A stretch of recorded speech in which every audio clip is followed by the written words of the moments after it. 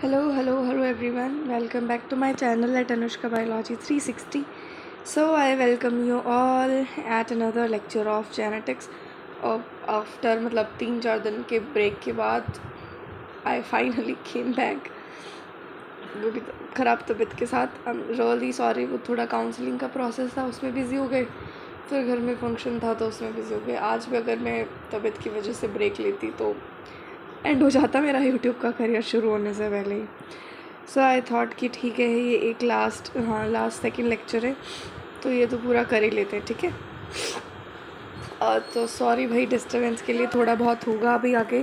ठीक है, मुझे काफ़ी ज़्यादा ज़ुकाम हुआ है और उस चीज़ के लिए भी सॉरी कि मैं काफ़ी दिन के ब्रेक पे चली गई थी.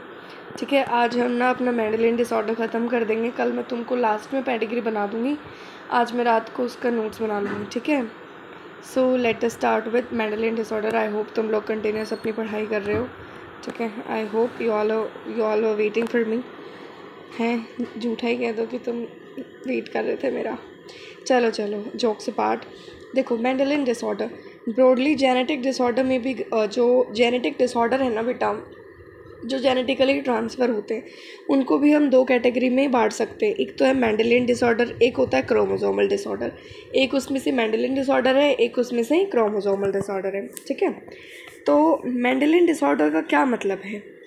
ऐसे disorder are mainly determined by alteration और mutation in the single gene. जब किसी एक जीन के अंदर म्यूटेशन होता है या किसी एक जीन में ऑल्ट्रेशन होता है, उनकी वजह से होने वाली डिसऑर्डर को हम लोग कहते हैं मेंडेलियन डिसऑर्डर.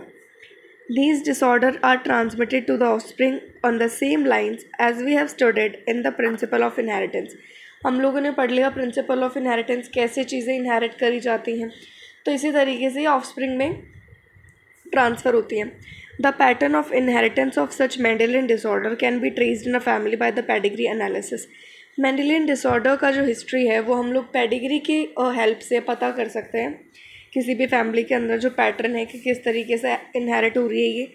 मोस्ट कॉमन जो प्रीवेलेंट मेंडेलियन डिसऑर्डर है उनका क्या क्या नाम है? Haemophilia, cystic fibrosis, sickle cell anaemia, colour blindness, phenylketonuria, thalassaemia etcetera. It is important to mention here that such Mendelian disorder may be dominant or recessive. It is not compulsory कि Mendelian disorder सिर्फ dominant होंगे या सिर्फ recessive होंगे. वो dominant और recessive कुछ भी हो सकते हैं बच्चा. ठीक है, पेडिग्री एनालिसिस से हम लोग ईजिली देख सकते हैं कि जो डोमिनेंट की जो ट्रेट है जो हमें क्वेश्चन में पेडिग्री बना के दिया है, वो जो पर्टिकुलर डिसऑर्डर है वो डोमिनेंट का है या फिर वो रिसेसिव का है. ठीक है, Similarly, the trait may also be linked to the sex chromosome as in case of hemophilia. क्या पता वो जो उस पर्टिकुलर डिसऑर्डर का जो ट्रेट है वो किसी सेक्स क्रोमोसोम से लिंक्ड हो, जैसा कि हीमोफीलिया के केस में होता है. It is evident that the X linked recessive trait shows transmission from carrier female to male progeny. ऐसा देखा जाता है कि जो एक्स लिंक्ड रिसेसिव ट्रेट्स होते हैं वो जो फीमेल कैरी करती है उन जीन्स को. फीमेल कैरियर कभी भी डिजीज़ नहीं होती है, बस उसके पास जीन्स होती हैं उसकी. पूरे तरीके से नहीं, 50-50 का चांस होता है. तो वो कैरियर होती है फीमेल, उस कैरियर फीमेल से मेल प्रोजेनी में वो डिजीज़ ट्रांसफ़र होती है. तो ये रिप्रेजेंटेटिव, ये हम पेडिग्री जब पढ़ लेंगे ना तभी तुम लोगों को समझाऊंगे. अभी कुछ फ़ायदा नहीं है इसका. सो प्लीज़ वेट पेडिग्री के लेक्चर तक. ठीक है, हम पहले आज ख़त्म करते हैं डिसऑर्डर्स आ रहे. सबसे पहले कलर ब्लाइंडनेस. देखो, कई लोग होते हैं कलर ब्लाइंडनेस मतलब ऐसा नहीं है कि हम लोगों को कोई कलर नहीं दिखता. हमको जो बेसिक कलर्स है ना वो नहीं दिखते. ठीक है, ये एक सेक्स लिंक्ड रिसेसिव डिसऑर्डर है. पता चलेगा आगे, देखो कैसे ट्रांसमिट होती है ना, ये मैं तुमको भी सिखा दूंगी तो फिर काफ़ी हेल्प रहेगी तुमको क्वेश्चन करने में.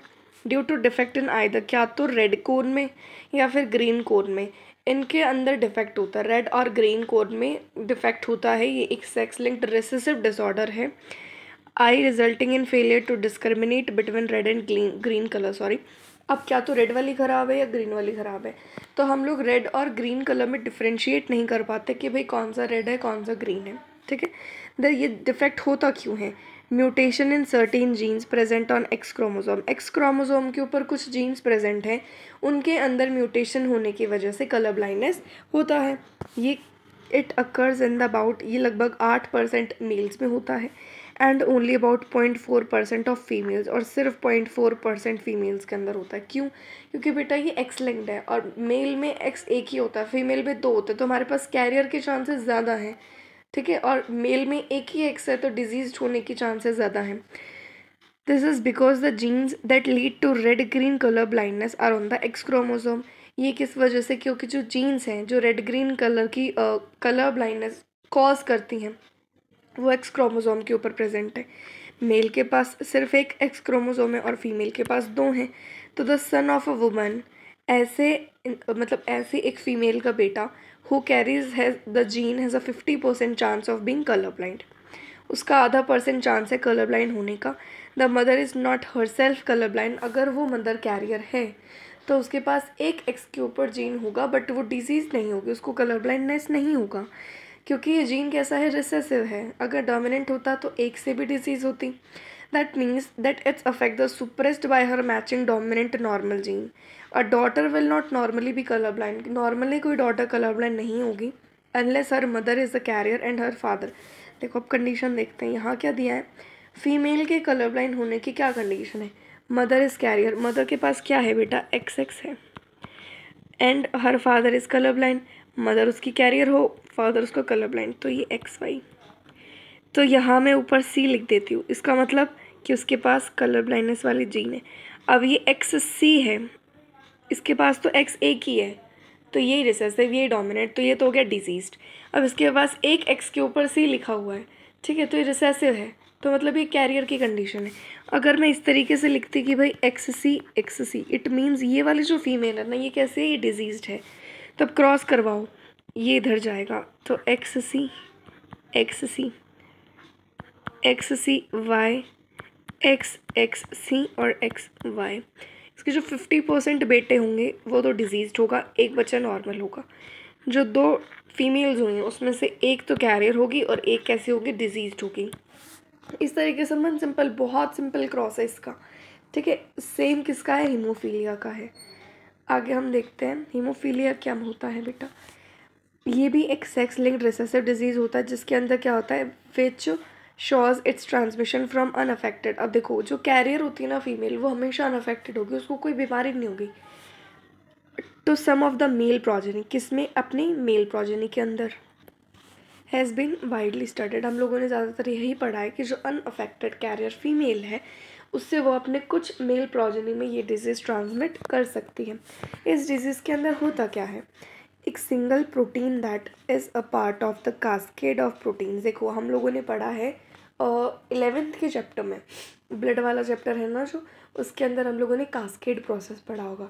ब्लड क्लॉटिंग के लिए पूरे स्टेप्स होते हैं, ठीक है। उसके अंदर जो एक प्रोटीन होता है ना, involve in the clotting of blood, इसके अंदर जो क्लोटिंग ऑफ ब्लड के अंदर कास्केड प्रोसेस में एक प्रोटीन होता है वो अफेक्ट होता है।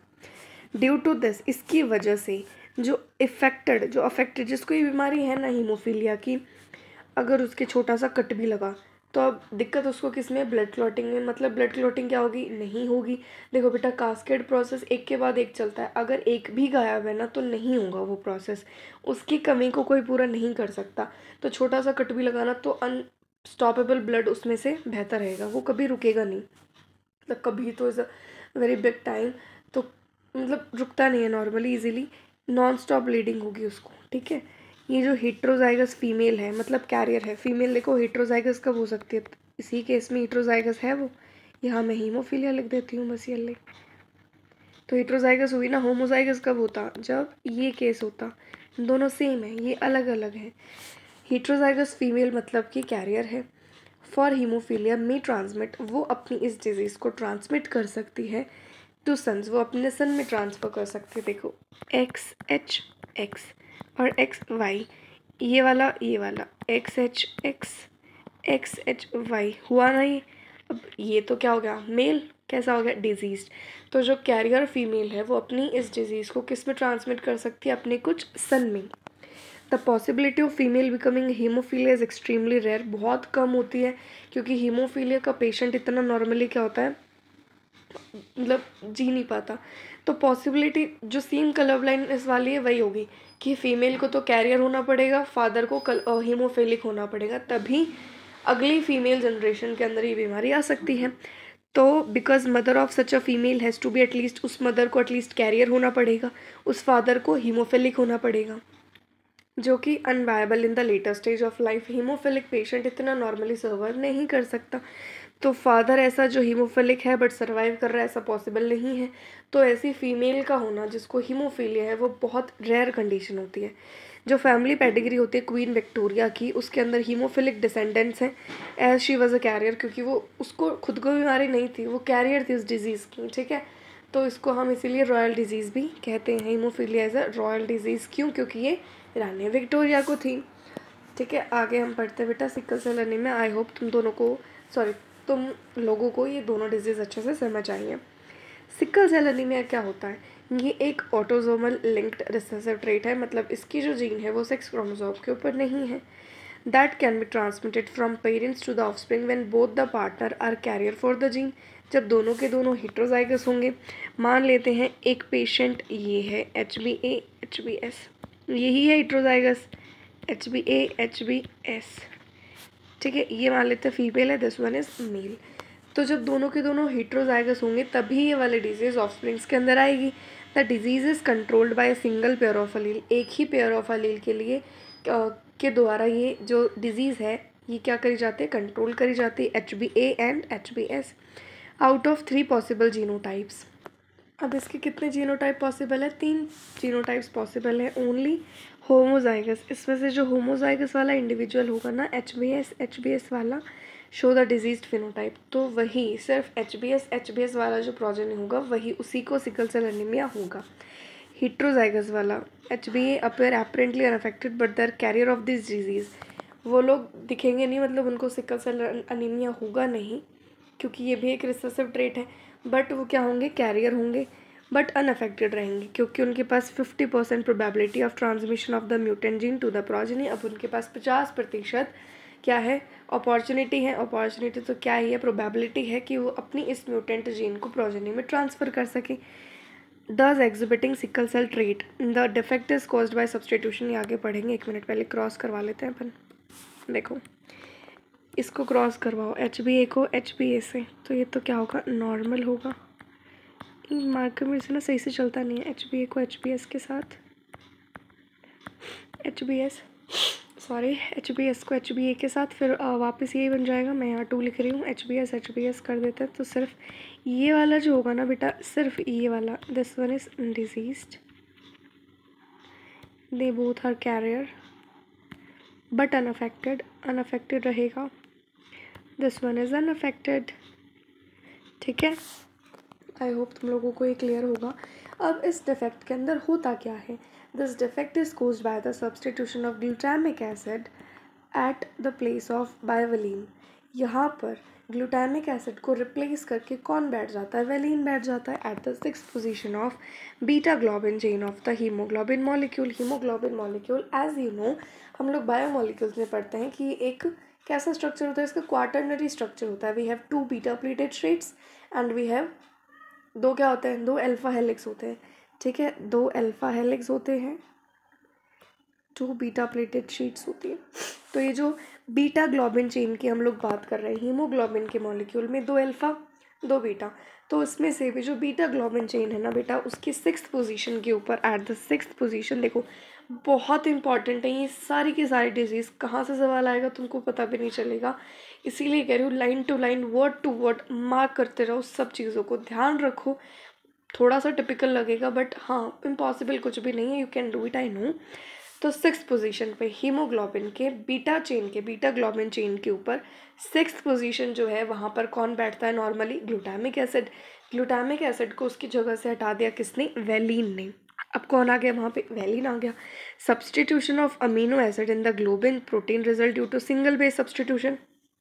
एक ही बेस था ग्लूटामिक एसिड, एक ही बेस आया वेलिन, उसको सब्सटीट्यूट कर दिया at the 6th codon of the beta globin chain from CAG to CUG। CAG था किसके लिए? ग्लूटामिक एसिड के लिए बेटा। GUG किसके लिए बन गया? वेलिन के लिए। तो GAG की जगह कौन आ गया? GUG, the mutant haemoglobin molecule. अब जो खराब हुआ मॉलिक्यूल है हीमोग्लोबिन का, जिसमें म्यूटेशन हो चुका है, अंडरगोज पॉलीमराइजेशन, वो पॉलीमर बनाएगा अपने अंडर लो ऑक्सीजन टेंशन, कम ऑक्सीजन टेंशन के under, causing the change in the shape of RBC from biconcave disc to elongated sickle like structure। Normally ऐसा होता है, फिर ये इस तरीके से अजीब सी शेप हो जाएगी इसकी, मेरे को तो बनानी भी नहीं आती, सिकल टाइप। अब पता है अपनी जो ब्लड वेसल्स होते हैं उसमें ये गोल गोल वाली तो इजीली चली जाए यार, अब इतना बड़ा तुम स्ट्रक्चर फंसा दोगे यहाँ पे तो ऑब्वियसली जाम लग जाएगा यहाँ पे, ठीक है। इसी वजह से यहाँ पे ब्लड क्या होता है, रुक जाता है और पर्सन जो है वो इजीली क्या नहीं कर पाता, सर्वाइव नहीं कर सकता, ठीक है। देखो यहाँ दिया होगा ये नॉर्मल हीमो, देखो इस तरीके के होते हैं सिकल सेल, तो नॉर्मल जीन GAG था, उसके बाद क्या आ गया यहाँ पे GAG की जगह GUG, तो glutamic acid at the 6th position, ध्यान दो इधर 6th पोजीशन पे ग्लूटामिक एसिड की जगह कौन आ गया बेटा, वेलिन आ गया। अब इस तरीके की सिकल सेल हो गई, अब ये ब्लड वेसल्स के अंदर फंस जाती हैं जिसकी वजह से हमको काफ़ी कॉम्प्लिकेशंस होती हैं। देन आता है फिनाइल कीटोनूरिया। फिनाइल कीटोनूरिया में क्या होता है, ये एक इनबॉर्न एरर ऑफ मेटाबॉलिज्म है कि जब से बच्चा जन्म लेता है तभी से ये मेटाबॉलिज्म में एरर होता है उसके। Is also inherited as the autosomal recessive trait. ये भी कैसी है, ऑटोजोमल रिसेसिव ट्रेट। देखो नॉर्मली सभी ऑटोजोमल रिसेसिव होते हैं, ऑटोजोमल डोमिनेंट में एक याद रखो मायोटोनिक डिस्ट्रोफी, ठीक है, लिख लो कहीं पे। और एक्स लिंक्ड में तुम लोग 2 याद रखो, HC वर्मा होते हैं ना, तो HC से याद रखो, H मतलब हेमोफीलिया, C मतलब कलर ब्लाइंडनेस, ठीक है। तो बाकी के सभी ऑटोजोमल रिसेसिव, एक ऑटोजोमल डोमिनेंट कौन से होती है, मायोटोनिक डिस्ट्रॉफी। द अफेक्टेड, इसमें जो इंडिविजुअल अफेक्टेड है उसके अंदर एक एंजाइम नहीं होता, कौन सा एंजाइम, वो एंजाइम क्या काम करता है, that convert the amino acid, वो फिनाइल एलर्निन को टायरोसिन में कन्वर्ट करने का काम करता है। As a result of this phenylalanine is accumulated and convert into phenylpyruvic acid. अब अगर वो एंजाइम नहीं है तो फिनाइल एलेनिन तो टायरोसिन में कन्वर्ट होने से रहा, तो उस फिनाइल एलेनिन का होगा क्या, वो एक्यूमुलेट होना शुरू हो जाएगा और वो कन्वर्ट हो जाएगा किस में, फिनाइल पायरुविक एसिड के अंदर, और उसके अलग अलग डेरिवेटिव्स के अंदर वो ट्रांसफॉर्म हो जाएगा। अब ये चीज़ें कहाँ एक्यूमुलेट होंगी, ब्रेन में एक्यूमुलेट हो जाएंगी, रिजल्टेंट जिसकी वजह से मेंटल रिटार्डेशन होगा। These are also excreted through urine because of its poor absorption। Kidney इसको एब्जॉर्ब नहीं कर सकती, बहुत पुअर एब्जॉर्प्शन होता है किडनी के द्वारा इसका, इसी वजह से ये यूरिन से भी पास होते जाते हैं। फिर आता है थैलासीमिया। थैलासीमिया क्या होता है, व्हाट इज़ थैलासीमिया, ये भी एक autosomal linked recessive blood disease है, ये भी ब्लड की डिजीज़ है। अब इसमें और सिकल सेल एनीमिया में, वेट नहीं, इसके अंदर और सिकल सेल एनीमिया में, हाँ सही बोला था मैंने, क्या डिफरेंस है ये हम लोग पढ़ेंगे। ये भी एक ऐसी autosomal linked recessive blood disease है जो कि पेरेंट्स ऑफस्प्रिंग में जाती है when both the partner are unaffected. जब दोनों के दोनों कैरियर होंगे उस टाइम पे ये प्रोजेनी में जाएगी, मतलब दोनों के दोनों हेटेरोजाइगस होंगे तब। The defect could be due to either mutation or deletion which ultimately result in reduced rate of synthesis of one of the globin chain alpha and beta that make up the hemoglobin। Sickle cell anaemia में क्या हो रहा था, जो beta chain थी वो कुछ से कुछ बन गई थी, मतलब पहले ग्लूटामिक एसिड था उसकी जगह वेलिन आ गया था, तो उसका जो स्ट्रक्चर था वो चेंज हो गया था। यहाँ जो म्यूटेशन होगा उसकी वजह से वो कम बनेगी, क्या तो अल्फा चेन कम बनेगी या बीटा चेन कम बनेगी, ठीक है। This cause the formation of abnormal haemoglobin molecule. इसकी वजह से क्या होगा, जो एबनॉर्मल हीमोग्लोबिन है, जो ख़राब हुआ हुआ हीमोग्लोबिन है वो बनेगा, रिजल्टिंग इनटू एनीमिया, जिसकी वजह से एनीमिया होता जाएगा, which is the characteristic of this disease. इस बीमारी का कैरेक्टरिस्टिक सिम्टम क्या है, अनीमिया, क्योंकि ख़राब हीमोग्लोबिन बन रहा, उतना सफिशिएंट नहीं है बेटा, जितना प्रॉपर अल्फ़ा बीटा हमको चाहिए उसी से हम गुजारा कर सकते हैं, कम बनाओगे तो नहीं काम चलेगा। Thalassaemia can be classified according to which chain of, अब थैलासीमिया 2 टाइप का होता है, अल्फा थैलासीमिया, बीटा थैलासीमिया। अगर अल्फा वाली चेन कम बन रही है तो अल्फा थैलासीमिया, बीटा वाली कम बन रही है तो beta thalassaemia. Which chain of the haemoglobin, कौन सी चेन अफेक्टेड है उसके बेसिस पे थैलासीमिया 2 टाइप के होते हैं। अल्फा थैलासीमिया में क्या होता है, production of alpha chain is affected, alpha thalassaemia में अल्फा चेन कम बनती है, बीटा थैलासीमिया में beta chain. So alpha thalassaemia is controlled. अब अल्फा थैलेसीमिया को कौन कंट्रोल करता है बेटा, 16 नंबर क्रोमोसोम के ऊपर 2 क्लोजली लिंक्ड जीन्स उसको कंट्रोल करते हैं, उनका नाम क्या है, HbA1 है, HbA2 है, ठीक है। तो दोनों पेरेंट के अंदर HbA1 HbA2 हो गई, कितनी जीन्स हो गई टोटल, 4 जीन्स हो गई, एक पेरेंट में 2 तो 2 पेरेंट में 4 जीन्स हो गई। तो अगर किसी भी पेरेंट के अंदर म्यूटेशन होता है या डिलीशन होता है एक या एक से ज़्यादा इन चारों जीन्स में से, तब ये डिजीज़ होती है। जितनी ज़्यादा जीन्स अफेक्ट होंगी उतनी ही कम अल्फा जीन्स बनेंगे। जबकि जो बीटा थैलेसीमिया है उसको सिर्फ एक ही जीन कंट्रोल करती है एट क्रोमोसोम नंबर 11, जिसका नाम है HBB। हर एक पेरेंट के ऊपर and occurs due to mutation of one or both the gene. क्या तो एक जीन म्यूटेट होगी या दोनों के दोनों जीन्स म्यूटेट हो जाएंगे। थैलेसीमिया सिकल सेल एनीमिया में क्या दिक्कत है? देखो, थैलेसीमिया में कम बन रही है चीज़ें, जो अल्फा चेन है ना वो कम बन रहा है। सिकल सेल एनीमिया में बन तो उतना ही रहा है बट गलत बन रहा है। ठीक है, तो पहले वाला मतलब थैलेसीमिया, फॉर्मर मतलब जो पहले लिखा हुआ है, तो थैलेसीमिया क्वांटिटेटिव है, मतलब क्वांटिटी कम है of synthesising too few globin chains, while the later मतलब बाद में सिकल सेल में क्वालिटेटिव मतलब उसकी क्वालिटी खराब है ना। तो thalassaemia is a quantitative problem and sickle cell anaemia is a qualitative problem of synthesising and incorrectly functioning globin. ठीक है, हाँ, हमारा लास्ट टॉपिक है बेटा क्रोमोसोमल डिसऑर्डर। जो क्रोमल डिसऑर्डर होते हैं बेटा वो कैसे होते हैं? क्या तो क्रोमोसोम एक से ज़्यादा आ जाए या एक से ज़्यादा कम हो जाए, है ना। क्या तो डिलीट हो सकता है या फिर एक्स्ट्रा आ सकता है, इसी वजह से हो सकता है। Failure of segregation of chromatid during cell division cycle result in the gain or loss of chromosome called aneuploidy. अगर क्रोमेटिड एनाफेज के टाइम पे सेग्रीगेट नहीं हो पाई, सेल डिवीजन साइकिल के टाइम पे अगर क्रोमेटिड सेग्रीगेट नहीं हो पाई, तो क्या तो क्रोमोसोम ज़्यादा आएंगे या क्रोमोसोम कम आएगा। इस कंडीशंस को बेटा हम क्या कहते हैं? एनियोप्लॉइडी। फॉर एग्जाम्पल डाउन सिंड्रोम में क्या होता है? एक्स्ट्रा कॉपी आ जाती है किस क्रोमोसोम की? 21 नंबर क्रोमोसोम की। सिमिलरली जो टर्नर सिंड्रोम होता है, टर्नर सिंड्रोम के अंदर क्या होता है? Due to loss of an X chromosome, sorry, इसके अंदर एक्स क्रोमोसोम का लॉस हो जाता है ह्यूमन फीमेल्स के अंदर। Failure of cytokinesis after telophase stage of cell division result in an increase in whole set of chromosome in an organism. अगर telophase के बाद, जैसे कि कैरियोकाइनेसिस का लास्ट स्टेज हो जाए, होता है टीलोफेज, उसके बाद होती है साइटोकाइनेसिस। अगर टीलोफेज के बाद बेटा साइटोकाइनेसिस नहीं हुई तो क्या होता है? पूरे का पूरा जितना भी सेट था ना क्रोमोसोम का वो बढ़ जाएगा, पूरे के पूरा सेट बढ़ जाता है क्रोमोसोम्स का। तो इस कंडीशन को पॉलीप्लॉइडी कहते हैं। ये ज़्यादातर प्लांट्स में मिलता है देखने को। टोटल हमारे पास नॉर्मल ह्यूमन सेल में क्रोमोसोम है 46, 23 पेयर, जिसके अंदर 22 पेयर्स ऑटोसोम्स है और एक पेयर सेक्स क्रोमोसोम का। समटाइम तो rarely either an additional copy of chromosome may be included in an individual.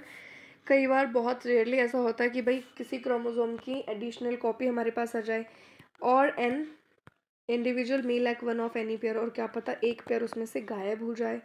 These situations are known as क्या तो ट्राइजोमी और मोनोजोमी ऑफ क्रोमोसोम। अगर एक पेयर बढ़ गया तो ट्राइजोमी, एक पेयर कम हो गया तो monosomy of chromosome. Such a situation leads to very serious consequences in the individual. हम पढ़ेंगे 3 बीमारियाँ, Down syndrome, Turner syndrome, Klinefelter. अगर कोई पुष्पा इम्पॉसिबल देखता है सोनी सब पे, तो उसमें जो गोलू नाम है शायद उसका, उस वो जो पर्सन है उस आदमी को, मतलब छोटा बच्चा ही है वो, उस बच्चे को डाउन सिंड्रोम की प्रॉब्लम है। ठीक है, देख लेना तुम कोई पेशेंट अगर तुमने ना देखा हो तो। नेक्स्ट है डाउन सिंड्रोम। डाउन सिंड्रोम ये एक जेनेटिक डिसऑर्डर है। क्या होता है इसके अंदर? ट्राइजोमी होता है 21 की, मतलब कि 2 क्रोमोसोम तो थे ही, एक और एक्स्ट्रा हो जाता है, तो 21 वाला क्रोमोसोम 3 बार होता है, उसकी एक एक्स्ट्रा कॉपी होती है हमारे पास। दिस डिसऑर्डर, इसके बारे में सबसे पहले लैंगडन डाउन ने बताया था 1866 के अंदर। ये शॉर्ट स्टेचर्ड होता है, इसके अंदर जो पर्सन होता है वो शॉर्ट स्टेचर्ड होता है विथ स्मॉल राउंड हेड, उसका छोटा सा गोल सा सर होता है, ज़्यादा हाइट उनकी नहीं बढ़ पाती है, मेंटली रिटार्ड होते हैं। फरो टंग मतलब बाहर निकली हुई सी टंग होती है, मुंह खुला रहता है। Partially open mouth, palm is broad, बहुत ब्रॉड पाम होती है, कैरेक्टरिस्टिक पाम क्रीज होती हैं। फिजिकल, साइकोमोटर और मेंटल डेवलपमेंट उसकी रिटार्डेड होती हैं। ना आता अभी तक क्लिनफेल्टर के अंदर ये जो जेनेटिक डिसऑर्डर है, इसके अंदर एडिशनल कॉपी होती है एक्स क्रोमोसोम की। इसके अंदर फिर कैरोटाइप कैसा होगा? 47 XXY। ऐसा जो इंडिविजुअल होता है ये मेनली मेल्स के अंदर होता है। तो ऐसा अगर कोई मेल है जिसके अंदर एक्स कॉपी एक्स्ट्रा है, तो अब एक्स कॉपी 2 होना मतलब फीमेल, तो अब इसके अंदर भी 2 एक्स है। वाई तो है ही बट 2 एक्स भी है। तो ऐसा जो मेल होगा उसके पास ओवरऑल मैस्कुलाइन मैस्कुलाइन डेवलपमेंट होगी। हावेवर जो फेमिनाइन डेवलपमेंट होगी, डेवलपमेंट ऑफ ब्रेस्ट वगैरह, गायनोकोमेस्टिया, ये भी होगा। ऐसे जो इंडिविजुअल्स होंगे वो क्या होंगे? स्टेराइल होंगे, मतलब they can not reproduce. Then last हमारे पास टर्नर सिंड्रोम है। इसके पास हमारे पास एक्स क्रोमोसोम ही नहीं होता। फीमेल की कैरेक्टरिस्टिक है 2 एक्स क्रोमोसोम का होना, एक गायब कर दो तो फीमेल पूरी नहीं हुई, मतलब फीमेल के अंदर फीमेल वाले कैरेक्टर सारे नहीं होंगे, तो 45 विद एक्स जीरो। ऐसी फीमेल्स भी स्टेराइल होती हैं। ओवरी कैसे होते हैं, रूडिमेंट्री होते हैं बिसाइड अदर फीचर, जिसके अंदर सेकेंडरी सेक्सुअल कैरेक्टर नहीं आ पाते हैं। ये तुम लोग डायग्राम देख लेना। Tall stature with feminise character, ये किसका है, क्लिनफेल्टर का है। ये short stature and underdeveloped feminine characteristics of Turner syndrome. ये देखो डाउन सिंड्रोम का है, ठीक है। और तो डायग्राम कोई नहीं बचा है, ठीक है। तो बाकी अब अपना बचा है last topic, that is pedigree. Pedigree हम लोग नेक्स्ट क्लास में हम लोग कवर कर लेंगे। आई होप तुम लोगों को समझ आ रहा होगा। अगेन सॉरी कि मैंने इतना दिन का ब्रेक लिया। I will try to continue. आज के बाद से सारी चीज़ें क्या रहेंगी, कंटिन्यू रखेंगे अपन लेक्चर्स को, बीच में ब्रेक नहीं लेंगे, ठीक है। तो अपनी एनसीईआरटी लाइन और time to time, line to line, word to word पढ़ते रहें। जेनेटिक्स में वही एक सहारा है बस, ज़्यादा इधर उधर भागने की ज़रूरत नहीं है। अपना लिमिटेड कंटेंट रखो, उसको बार बार पढ़ते जाओ, दैट्स इनफ, ठीक है। तो आई होप तुम अच्छा कर रहे हो, अच्छा कर ही रहे हो। तुम्हारा सिलेक्शन इस बार श्योर है। दिन में 10 बार खुद को ये बात याद दिलानी ही है, ओके। सो अच्छे से पढ़ते रहो, जितना हो सके अपना उतना बेस्ट दो। टेस्ट में मार्क्स कम आ रहे हैं, स्ट्रेस नहीं लेना है, ज़्यादा आ रहे हैं, ज़्यादा खुश भी नहीं होना है। हाँ बट इम्प्रूव करने का सोचो। ऐसा नहीं कहती मैं एक साथ तुम 100-200 मार्क्स बढ़ाओ, नहीं, कम से कम 15-20 हर टेस्ट में ट्राई करो कि तुम लोग 5 सवाल तो नेक्स्ट टेस्ट में सही करके आ ही रहे हो पिछले से। हाँ सिलेबस का थोड़ा चक्कर रहता है कि भाई सिलेबस में नहीं हो पाया, तो सिलेबस को इम्प्रूव करने का ट्राई करो। मार्क्स तो फिर आएंगे ही आएंगे, मार्क्स कहाँ जाएंगे, ठीक है। पढ़ते रहो, अच्छा करो, अच्छा कर रहे हो तुम लोग, आई ट्रस्ट यू ऑल। तो इसी तरीके से मेहनत करते रहो, एक दिन तुम ज़रूर सफल होगे। So bye bye, tata, God bless you बच्चों ऑलवेज।